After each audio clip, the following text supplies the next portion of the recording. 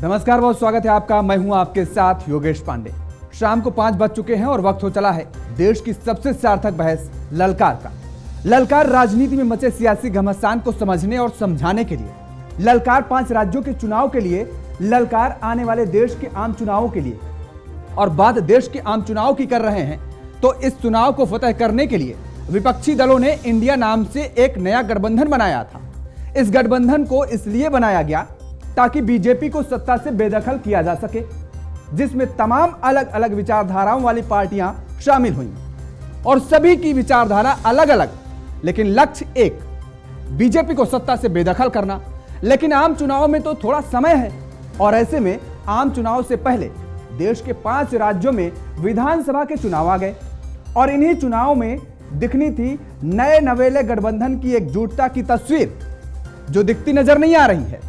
और गठबंधन में शामिल सभी दल के बीच आपस में एक दूसरे के खिलाफ तलवारें खींची नजर आ रही हैं। और दूसरी तरफ इस गठबंधन के सूत्रधार रहे बिहार के मुख्यमंत्री नीतीश कुमार के दिल में क्या फिर से कमल खिलता नजर आ रहा है? हम जानने की कोशिश करेंगे, लेकिन उससे पहले जरा हमारी खास रिपोर्ट देखिए।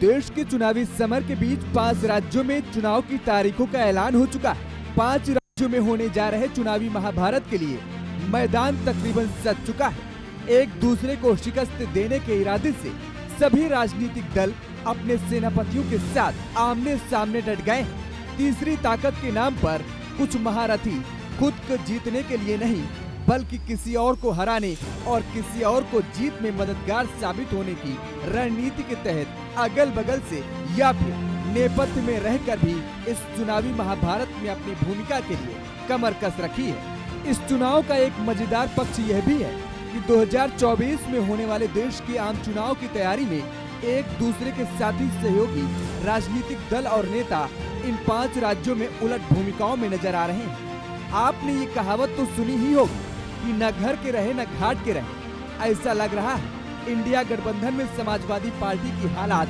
कुछ ऐसी ही नजर आ रही है। मध्य प्रदेश विधानसभा चुनाव में तो कमोबेश यही दिख रहा है। हमें तो ये लगा कि जब मध्य प्रदेश के मुख्यमंत्री जो रहे, पूर्व में कई बार मुख्यमंत्री रहे, वो रहे, उन्होंने मीटिंग बुलाई और पूछा समाजवादी पार्टी से। हमने अपनी पूरी परफॉर्मेंस बताई, किस समय पर समाजवादी पार्टी के विधायक कहाँ जीते हैं। कभी 1 जीते, कभी 2 जीते, कभी 5 जीते और किस जगह हम नंबर 2 पे रहे। पूरी चर्चा हुई और रात भर 1 बजे तक समाजवादी पार्टी के नेताओं को जगाया उन्होंने और बातचीत की, पूरे आंकड़े देखे और आश्वासन दिया कि हम 6 सीटों पर विचार करेंगे। लेकिन जब रिजल्ट आया, घोषित की गई सीटें, तो समाजवादी पार्टी शून्य रही। दरअसल कांग्रेस ने मध्य प्रदेश में उम्मीदवारों का ऐलान करते हुए समाजवादी पार्टी को समीकरण में ही नहीं रखा और उन सीटों पर उम्मीदवारों का ऐलान कर दिया जहां पिछली बार सपा ने बेहतरीन प्रदर्शन किया था, यहां तक की जीत भी हासिल की थी। जिसके बाद अब अखिलेश यादव आग बबूला हो चुके हैं। उन्होंने कहा कि जब ऐसा ही करना था तो गठबंधन ही क्यों किया। ऐसा ही रहा तो उत्तर प्रदेश चुनाव में भी यही होगा। मतलब साफ है कि अखिलेश यादव अब आर पार के मूड में नजर आ रहे हैं। अगर ये मुझे पहले दिन पता होता कि विधानसभा स्तर पर कोई गठबंधन नहीं है इंडिया का, तो हम उसमें कभी मिलने नहीं जाती हमारी पार्टी के लोग, न अपनी हम सूची देते कांग्रेस के लोगों को, न कांग्रेस के लोगों का फोन उठाते। लेकिन अगर उन्होंने ये बात कही है कि गठबंधन नहीं है, तो हम स्वीकार करते हैं गठबंधन नहीं है। और गठबंधन अगर केवल उत्तर प्रदेश में केंद्र के लिए होगा तो उस समय विचार किया जाएगा। तो और जैसा व्यवहार होगा समाजवादी पार्टी के साथ, वैसा ही व्यवहार उनको देखने को मिलेगा यहाँ।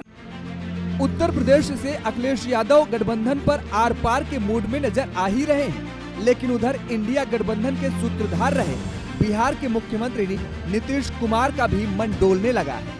दरअसल पूर्वी चंपारण में केंद्रीय विश्वविद्यालय के गठन के लिए नीतीश कुमार ने पहले नरेंद्र मोदी सरकार का धन्यवाद किया और फिर दूसरी तरफ कांग्रेस पर भी बिना नाम लिए हमला बोला। हम उस समय कह दिए, आप जानते हैं, और उस समय वो बतवा नहीं माना और कह दिया हमको कि साहब यहां अभी नहीं कर सकते हैं।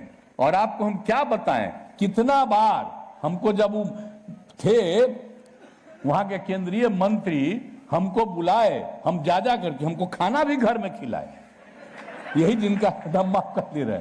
लेकिन हम सबको समझाए कि अरे भाई वहीं करिए, तो अच्छा, लेकिन किए नहीं। बाद में कह दिया कि भाई वहां ठीक नहीं है, वहां बनेगा नहीं। अच्छा, हम कितना आपको बता रहे हैं, आप लोग कौची के नेता हैं जी, बापू के चीजों को भुला रहे हैं।